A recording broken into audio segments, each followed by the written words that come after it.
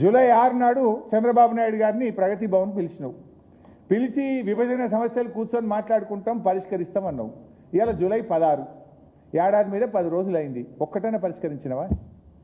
ఆ రోజు చెప్పింది విభజన లోపల జరిగింది. ఈ చీకటి ఒప్పందం గోదావరి బంకచెర్లకు ఆనాడే బీజం పడ్డది. దాంట్లో భాగంగానే ఇవాళ ఎజెండా మీదకి వచ్చింది. ఏడాది మీద 10 రోజులైనా విభజన సమస్యలు ఒక్కటి కూడా పరిష్కారం కాలేదు.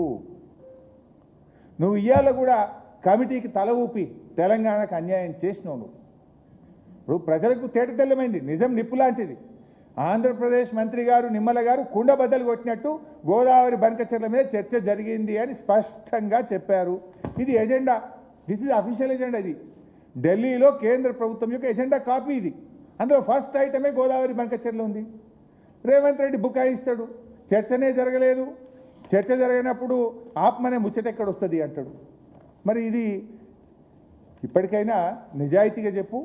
అబద్ధం ఆడినందుకు, రాష్ట్ర ప్రజల్ని తప్పుదో పట్టించినందుకు, కడతామని ఎజెండానేలో లేనప్పుడు ఆపమనే ముచ్చట రాదని తప్పుడు మాటలు చెప్పినందుకు బేషరతుగా చెంపలేసుకోవాలి, క్షమాపణ చెప్పాలని చెప్పి నేను రేవంత్ రెడ్డి గారిని డిమాండ్ చేస్తున్నా.